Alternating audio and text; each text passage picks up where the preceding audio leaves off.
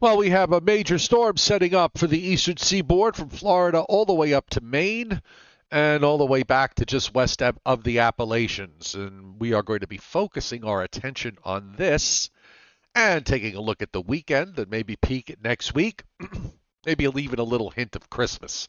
All of that tonight on this Thursday evening Joe and Joe Weather Show, the 14th of December, 2023, brought to you by Tempest by WeatherFlow. Get the revolutionary Tempest weather system and join the fastest growing observing weather network on the planet. Yes, the link is pinned to the top of the chat board. It's also on the descriptor to this video. Tempest is an affiliate of the Joe and Joe Weather Show. And you can use the coupon code I want a weather station for anything you purchase there. Still got time for Christmas.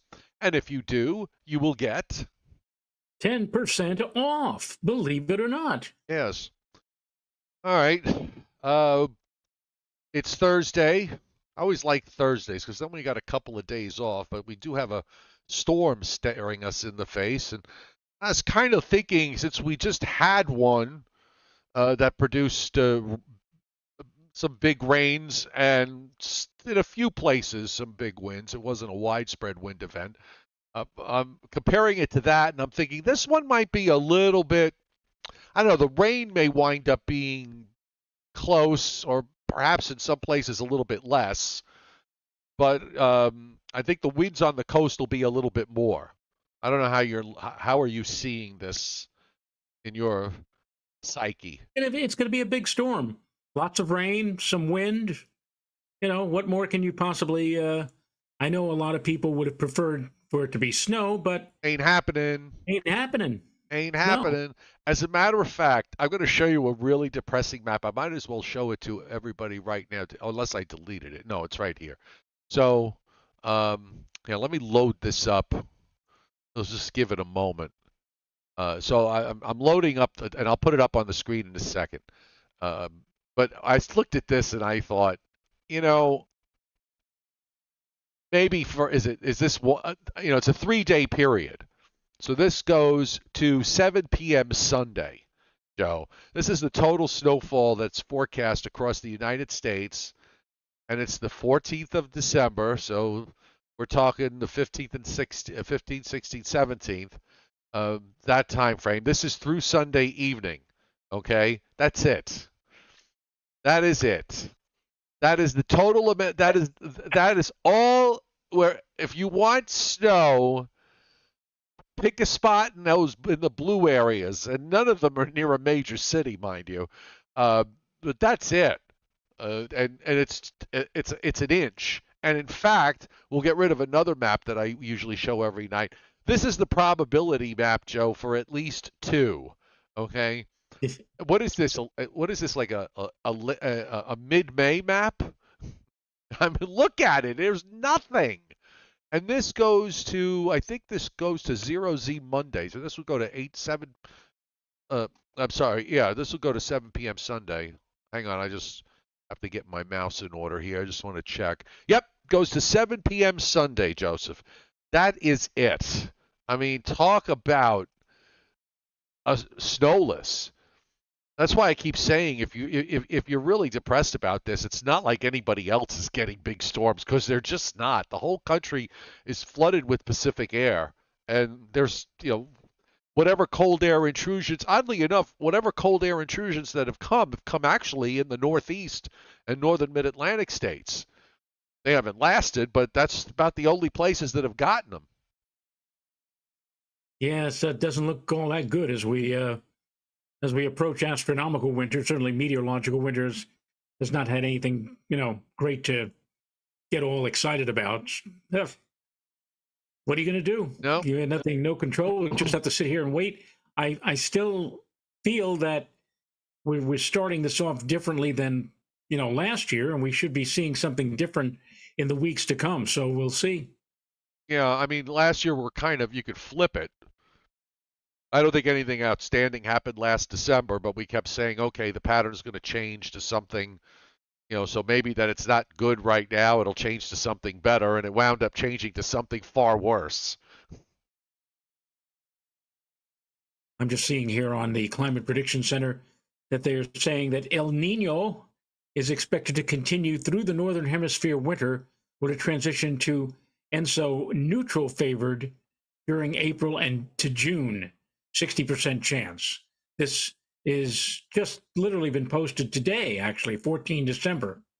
Okay. So, whereas some Well, say that it doesn't the, say, they don't say very much. I mean, does that mean that does it say anything about has it peaked? Is it slowly weakening? Because it has come down off its peak. We showed that yesterday.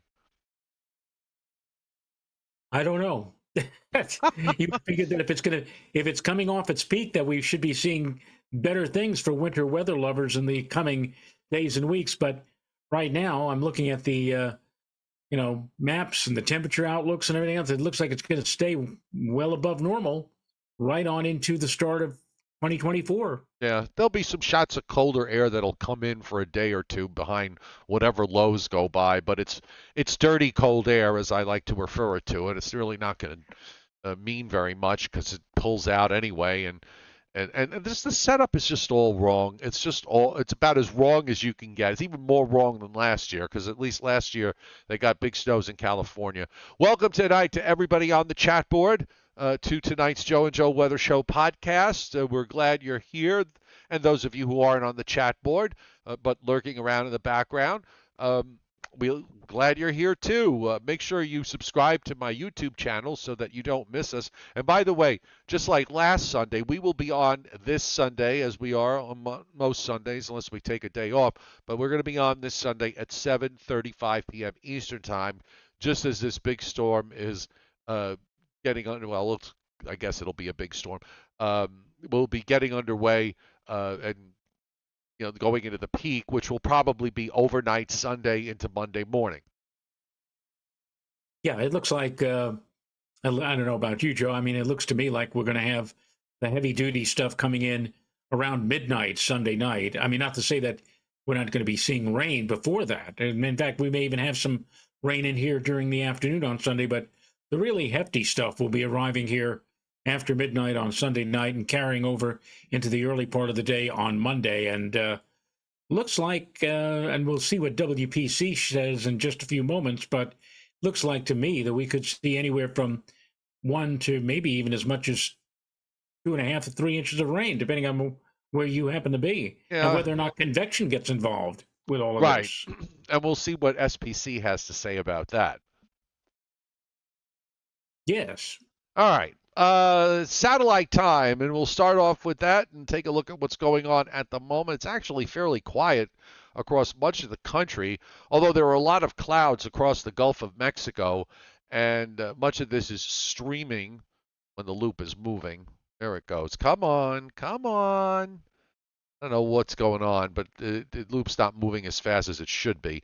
But you have, let me refresh this. Maybe that'll get something moving. And while it's loading, let's just go to the radar. And right in the middle, right in the center of the U.S., in northwest Texas, western Oklahoma, and especially now into Kansas, where we have some heavy downpours going on, a big patch of heavy rain there in south central Kansas moving on through.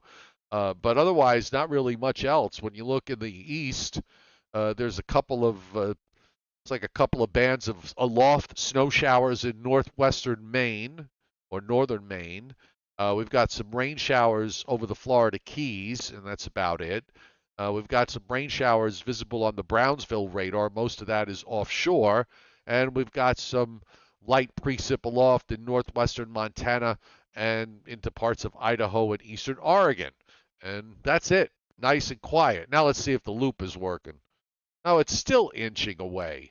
But there it is. You can see the clouds in the Gulf of Mexico. That the subtropical jet is pretty obvious. I mean, this is all this moisture streaming in from the Pacific is going to be feeding in to this developing low. I'm trying to make an arrow here. Come on, there you go. Feeding into this developing low that's going to start forming tomorrow, probably right in the middle of the Gulf of Mexico, and then start to move northeastward and strengthen.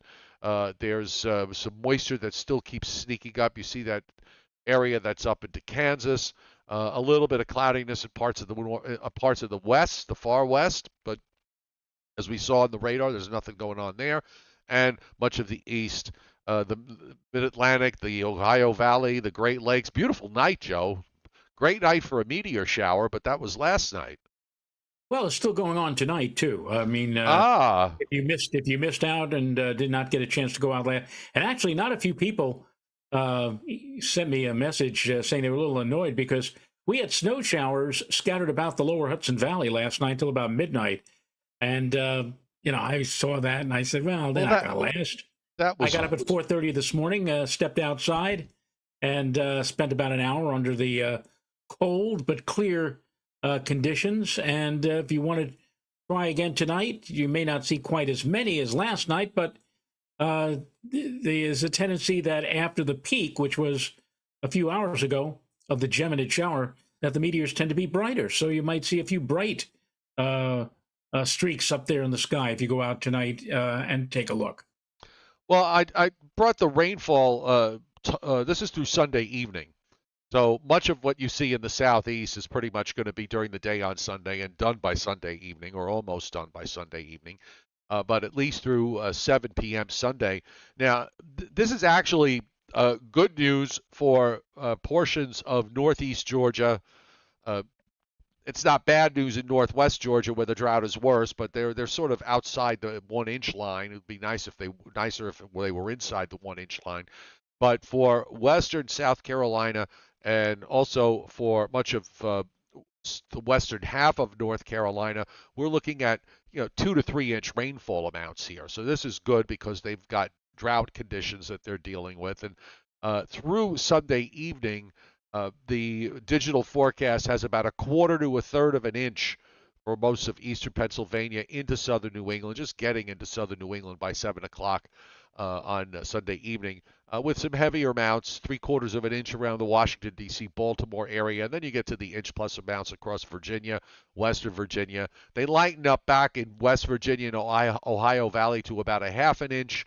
And even further as you go back through Indiana and Illinois and western Tennessee, just about a quarter of an inch or less there. WPC, they've pushed the inch-and-a-half line up to about northern New Hampshire and Maine, northern Vermont except the extreme north. Then, I don't know, I guess let's say maybe around Saratoga Springs, Glens Falls, down southwest through northeast PA into southwest PA, into eastern West Virginia, and then straight down to about me is where in North Georgia with the inch-and-a-half line, and then down to the Florida Panhandle. That brighter red is 2.5. And this is, by the way, this is a 7-day rainfall forecast through next Thursday night, because after this is done, we've got some quiet time. So this is all pretty much covers the storm system we're dealing with. But 2.5 inches plus in that brighter red, and there's a little patch of 3 inches plus on the Florida Panhandle. The rest of the peninsula of Florida, inch-and-a-half on one side, immediate coast, east coast of Florida, about 2.5. And you can see also some big rains coming into Northern California, maybe even into Central California along the coast. Lesser amounts inland, but still not too shabby. And even 3/4 of an inch to an inch going all the way down to San Diego, which is, they're getting some rain there in Southern California. We already saw the snow map, so there really isn't much to reveal from that. So I'm going to put use the pivotal weather, Joe. I got the 18Z European. The European keeps this low pretty off, keeps it offshore or just offshore. There's not a lot of difference between the models. It's just a matter of if you believe the GFS, it takes it up into western New Jersey, the low center into western New Jersey, eastern Pennsylvania. The European, this is the 18Z. So I'm going to run it along here, and you see the low that develops there starts to intensify as it moves across Florida, comes off the other side near Jacksonville. Now, this is Sunday at 10 a.m., and by 1 p.m., the European actually has some radar echoes over New Jersey, light though, eastern Pennsylvania to Long Island. And then the green gets darker, the low gets stronger. It's an 88 low near Charleston. By 4 o'clock, starts to continue to move. It sort of straddles the Carolina coastline. Gets down to about a 980-ish low, just east of Virginia Beach, I would say. And you can see all the heavy rain. And then as we get further in time, sorry, the mouse flipped. And then as we go further in time, now it only goes to 90 hours. By Monday morning, the low center is probably just touching the lower part of the Delmarva Peninsula, 983 low, blowing away from New York City east. At that time, and you can see where all the heavy. At this point, it looks like the Europeans got a bit of a dry slot. So it's that overnight period into early, Monday morning around daybreak. I think that'll probably be the worst of it. And after that, I just go back to the 12Z run now, and we'll take a look at what that does. The 12Z. I haven't kept the scorecard. How many times in a row now have we had a weekend with sunshine and dry weather on Saturday and then just an old lousy Sunday? Is this the third? It's like the third or the fourth. Third or fourth? Well, Thanksgiving weekend, right? Didn't it rain on that Sunday? Yeah. Okay, so that's one. Then there's another weekend that after that was last weekend, and now we've got this weekend. But this week was next week, last week, if you recall. Yeah, whatever you say. Exactly. But from earlier today with the European, I mean, it's just got this bomb right off the New Jersey coast, gets it down to like 971 on pressure, and even brings some snow down to the central Appalachians. We'll see if that winds up working out or not. And then it does something, it's got this northern stream feature that dives down and makes a low offshore on Tuesday. But you know what? If there's a big storm like this ahead of it and another low forms behind it, that second low is not going to have a whole lot to work with. And that's kind of what the European is showing with that, if that's even real. Yeah, I'm looking here at. I'm just taking a quick look at the FGen map, and it shows that Omega. Well, why don't you share it with our studio audience? No, I'm going to look at it. I want to look at it all by myself. No, yeah, sure. I will do. Share the FGen, Joe. Share the FGen. You realize that, 20, 30 years ago, we have no clue what we're talking about? No. And things have changed so much. All right, so here it is, and here's all of the FGen, or here are the atmospheric energy in Omega. This would be as of 0Z Monday. This is 7 p.m. on Sunday evening. And then as we move 6 hours to 1 a.m. on Sunday, you will see, if I can get this darn thing to move. It doesn't want to move. Why doesn't it want to move? Try your arrow key. I'm trying my arrow key. Click on the like somewhere in there, and then try it. All right, I just did something here. There you go. I knew it would work. 6Z or 1 a.m. This area just moves right through. So this implies that when we get to late Sunday night or into the wee hours of Monday morning, the main batch of energy is going to be moving through and bringing us a significant surge of rain. By the way, this is at 700 millibars now. This is not ground level, but still, take a look at these winds. The wind barbs at 700 millibars showing, it looks like, Joe, something like what, 50, 60 or 70 knots, southerly winds. Nice. That's strong. That's going to be a pretty potent sou'easter or sou'easter on Sunday night. So the winds are really going to be roaring with all of this on Sunday night. Then we go to Monday morning, and look, I mean, this thing is moving so rapidly that all of the energy pushes all the way up into southern Quebec by Monday morning, and seems like we're, not exactly in a hole because we still have those roaring, gusty winds blowing. But it looks like, Joe, the main punch, according to the GFS, this is the 12Z GFS, will come again late Sunday night early Monday morning. Let me just see what the new 18Z run provides, if it shows something similar. And All right, while yeah, you load that, I'm just going to switch real quick to show what SPC is doing for Saturday into Sunday, because that's as far as they go. And this is to Sunday morning at 7 a.m. They only have general thunderstorms for South Georgia and the Gulf Coast, and they've got a marginal risk for much of the Florida Peninsula, except for the western part of the Panhandle. They have a marginal risk, but this only goes to 7 a.m. Sunday. So day 4, it's just predictability too low. I gotta believe they're going to have something convective, showing some thunderstorm activity running up the coast, especially with all this forcing going on. Now the European 12Z European is slower than the GFS. Yes. The 12Z European has and look at this, most of the activity, or the most potent activity, is west of the tri-state area, over eastern and central Pennsylvania, and this is at 9Z or 4 a.m. on Monday morning. And then as we move to 7 a.m., it kind of lifts away to the north and west. So there is a bit of a discrepancy between the two models.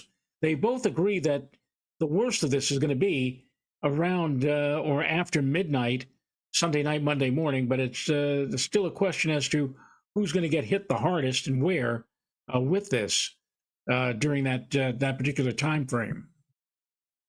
I'm just trying to see. Yeah. Now, is it going to be a slightly inland track, or is it going to be a slightly coastal track? Because that will make a difference. Oh, yeah. Yeah, it certainly will, especially in terms of how much rain we see or how much we get in terms of rainfall.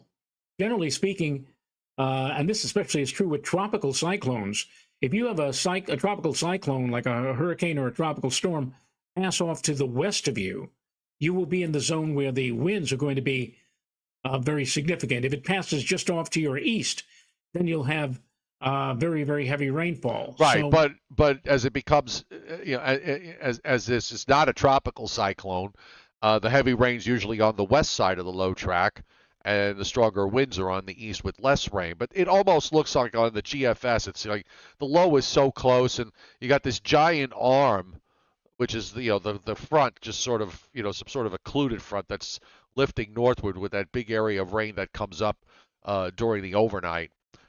I think either way, we're probably going to wind up with the same outcome. I think it's just a matter of, in terms of the extreme amounts, the ones that are going to finish on the high end, is it going to be more inland or more on the coast? I mean, I would kind of bet that it would probably be maybe closer to the coast, but it could also be evenly distributed, given how developed this system is going to be. Yeah, Marty, Bucky's? Bucky's. Who said Bucky's? Bucky's is asking, can we see the 18Z run wind gust, please? 1 moment, please. Please. We aim to please. Please. We may not be able to pronounce names right off the bat correctly, but we still aim to please. Please enjoy the music while your guidance is being fetched. Yes. Oh, God, Joe, I always worry that the man who thought up Muzak might think up something else. Hang on. 6-hour wind gusts, and I'll do the local, okay? Ken Musillo banging super chat, and he also hit super thanks earlier today. Thank you, Ken, for both. I appreciate it. Okay, so let's see what the European had. The European from earlier, if I remember, has got one period where, okay, so this is, is it on the screen? No, I got to bring it on the screen now. Okay, so this is courtesy of Pivotal Weather. And, I don't know how many of you, for example. I hate when it does that. Hate it. Hate what? When my mouse, because there's like a little bar, and if I run the mouse near it, it moves the map. Okay, so this is 7 p.m. on Sunday, and it's mostly 15 to 25. Okay. Now, this is only going to give you 6 hours. Every 6 hours, it's not going to give you the wind in between. So at 1 a.m., the gusts are running at about 25 to 30 from southern New England, actually even from southeastern New England, all the way down into Delaware. And then at 7 p.m. Now this is where it gets, you get some bigger numbers. Toms River 52, Long Branch 52, Brentwood 52, New York City, no, not 52, Joe, 51. Yonkers 44, Bridgeport 44, Norwich 44. It's 30 to 40 around the Boston area, back through Massachusetts and northeast Connecticut and Rhode Island. 40 to 50 in gusts. The rest, mostly the rest of Connecticut, the Hudson Valley east of the Hudson, are running 40 to 50, and then it drops back off again, but still 30 to 40 across the Catskills, northwest New Jersey, and in eastern Pennsylvania. So, I mean, the inland winds with this one are more than what we saw this past weekend. There were gusts to near 50 around Long Island and gusts into the 40s along the New Jersey shore from the prior event. So this one should be a little bit higher on the coast, and it also should be higher in inland areas, but maybe below, maybe just below advisory criteria, just a shade below advisory criteria. And then after that, at 1 p.m., 62 at Brentwood, 56 at Norwich, 62 in Providence, 52 in Boston. New York City 44, Yonkers 42, Toms River 31, Long Branch 41, and then it's mostly 25 to 35 as you go further west, but still gusty. Philadelphia 42, Wilmington 44, Vineland 44. That's at 1 p.m. And then at 7 p.m., it's 30 to 40 everywhere except eastern Long Island and southeastern New England where it's 45 to 55. So it's. But I should point out that there were a lot of places that had those kind of numbers with the last major storm. And it didn't quite work. Now, that doesn't mean it won't work this time. Right. But, let's look at the GFS. Let's see what the GFS does instead, just for laughs. Or as we'd like to say, I can't use that word. Brandon Tardy, thanks for hitting Super Chat. He got his certificate of weather in weather forecasting from Penn State and finished second in his class. Excellent. Congratulations. Congratulations. Isn't that good, Joe? Well, do you want me to ring the bell for that? Yeah, I think that's worth ringing the bell for. Even though we got according to my number like 76 people. But this is for you, Brandon. Congratulations. Yes.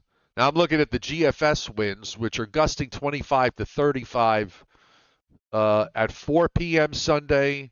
7 p.m. you start to get to 40-mile-an-hour gusts in South Jersey.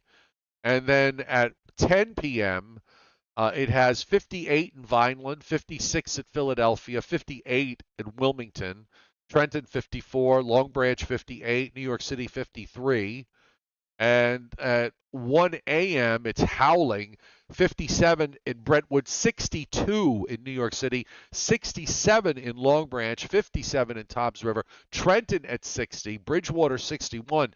So the GFS with that low tracking into eastern Pennsylvania moving up the coast. And by the way, that's another thing, Joe, I guess we should think about here is if this low is moving along, there'll probably be some momentum in there, so you might get stronger gusts on the east side than I mean, I don't want to say it's going to be stronger than guidance. I'm going to assume that the guidance is, part of the reason why it's showing gusts like this on the GFS is because the low is in eastern Pennsylvania, so you're getting, that south wind on the east side. The thing is moving from south, pretty much from south to north, so we're getting some momentum here. So that's at 1 a.m. 7 a.m., the wind starts to die down inland, but it's still 55 to 65 across Long Island, Connecticut, and southeastern New England.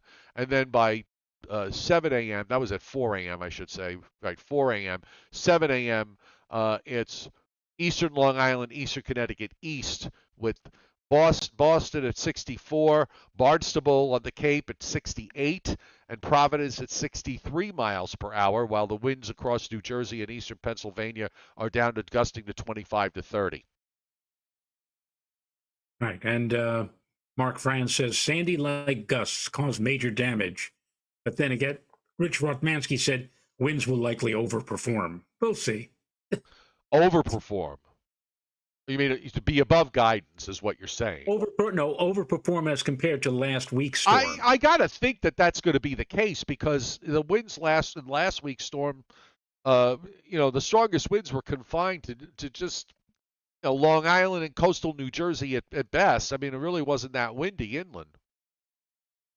Brett Carberg says, I'm surprised the Philly station didn't issue a first alert for Sunday night Monday. That's only because John Bolaris is not on Philadelphia TV anymore. he would have issued an alert, 5 days ago for this event. Yes. You remember that? And he got in big trouble with the network. He was on in Philadelphia. I think it was on the NBC network, and they were running some kind of a movie. And John looked at a long range map for what to him and to anybody else who was looking looked like it was going to be one of the great snowstorms of the century. And well, I got almost 20 inches out of that in central and eastern Long Island.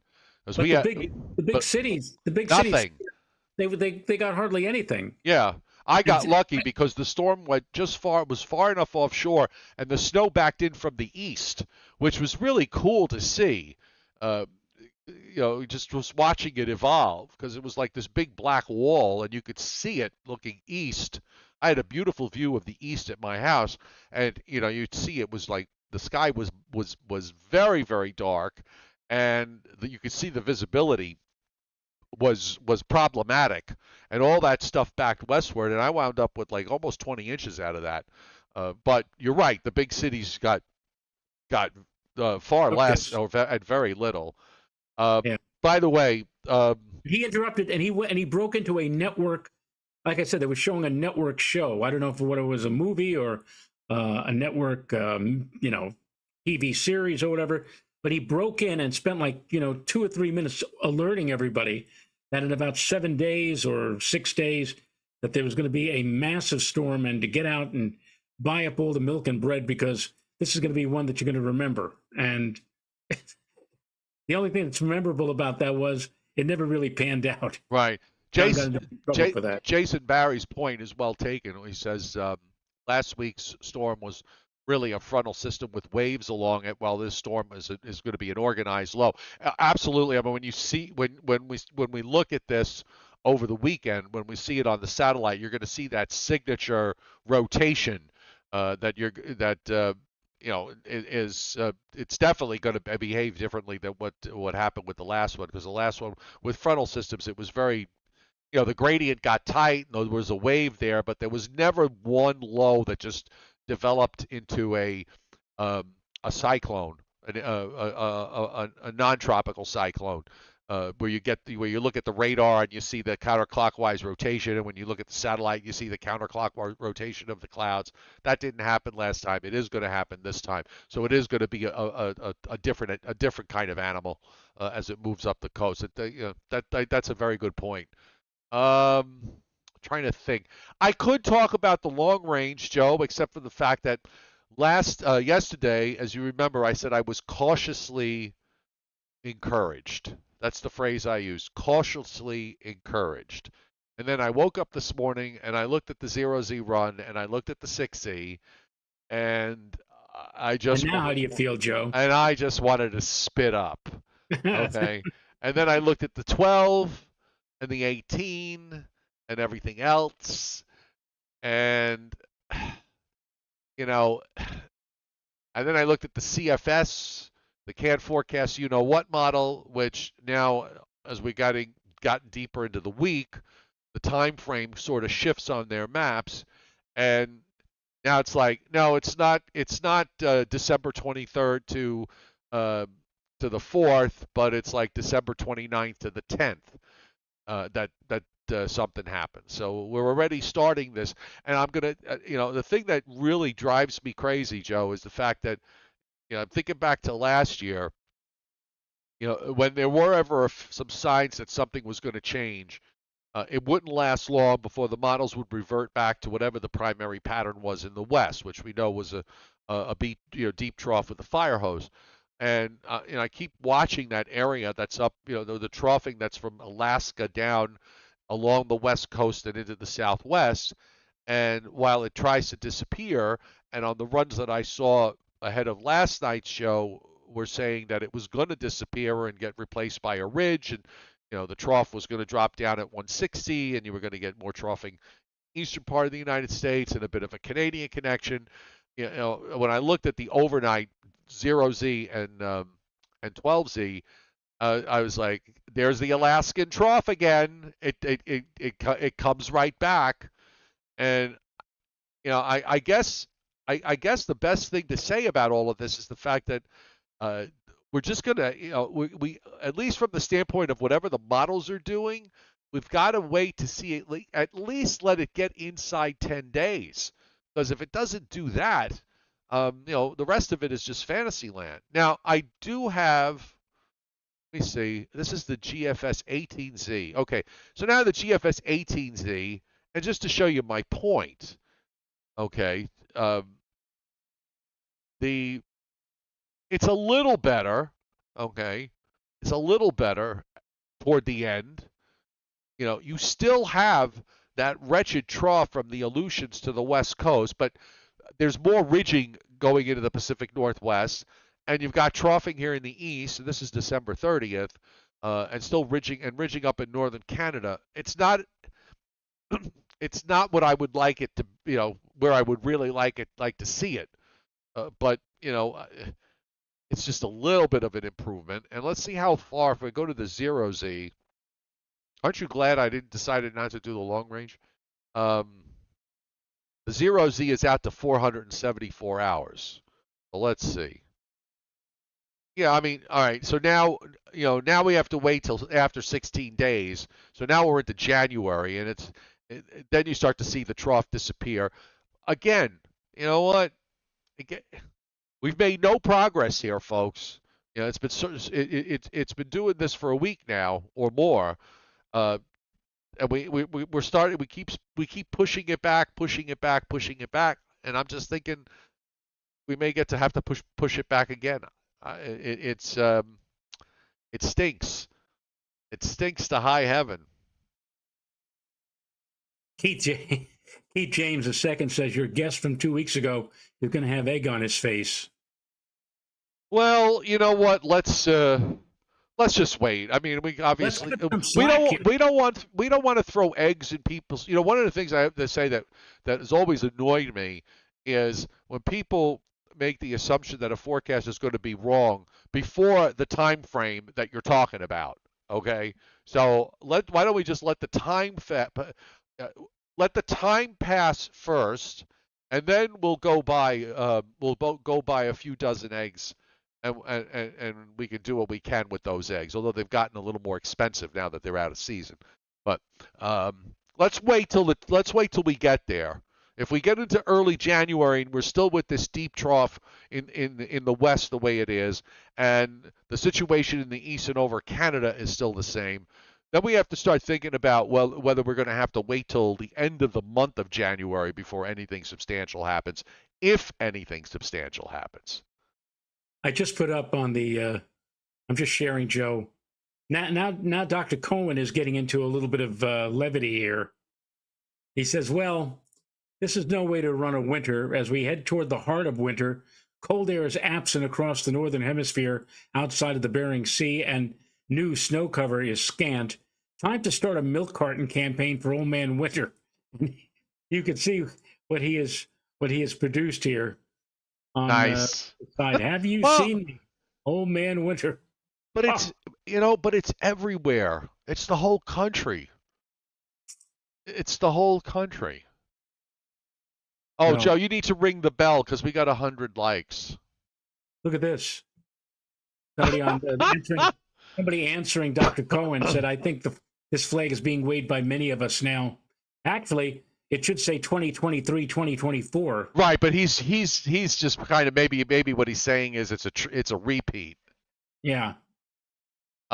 David says on the chat board, where'd he go? He was just here a second ago. I think it was David who said this. He said I should go back into the bigger room. I should go back to the big room where the Christmas tree is. Let's see. I think I might have just enough. If I turn the camera, you might be able to see my Christmas tree. That's very nice. Isn't it, though? Yes. Well, because I had the whole downstairs painted. And the tree, the colors I use, I have a light beige on the walls and a darker beige in the kitchen and dining area. But with the Christmas tree decorated, it just pops out. Yeah.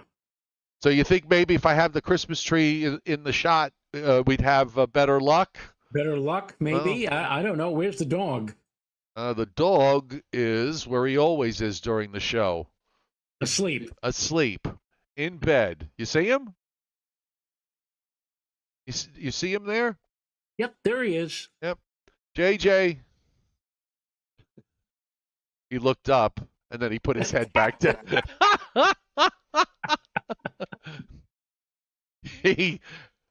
I don't know what it is. He always does this, Joe. He just loves to come in when I'm doing the show. He walks in, he goes on the bed, and he goes to sleep. You know what he's doing? He's doing his imitation of Duke from the Beverly Hillbillies. Pretty much. Pretty much.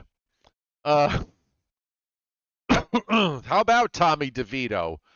Yes, well, what are the Giants now, 5-8?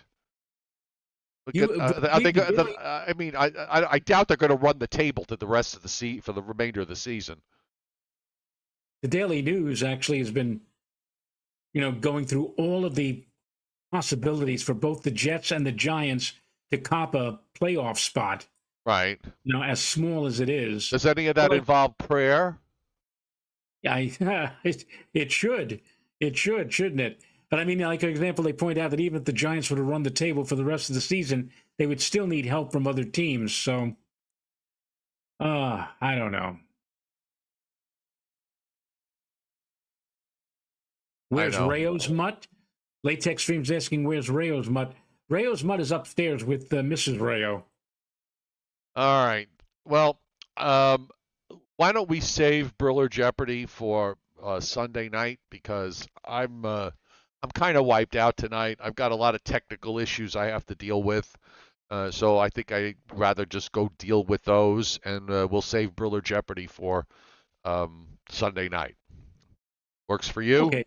We'll be out there in the rain, but yeah, why not? And we want to go through the short list here tonight. Bogies Bees, Ken Musillo, and Brandon Doherty. Thank you for hitting Super Chat tonight on behalf of Joe and Joe. Yes, thank you. And the Joe and Joe Weather Show brought to you by Tempest by WeatherFlow. You can get the revolutionary Tempest weather system and join the fastest growing observing weather network on the planet.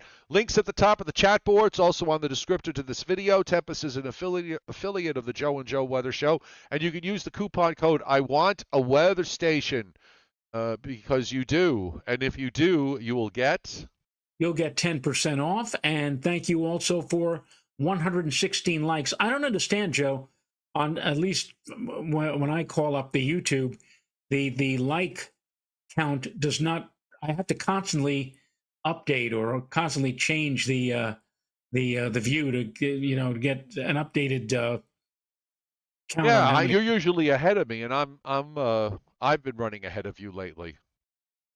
It's kind of weird, but yeah. According to what I see on my screen, it's 116 likes. Yes, thank you very much for that. I just went to 117. All right, everybody have a great night. And remember, Sunday night, 7:35 p.m. We'll see you then. Have a good weekend. Bye.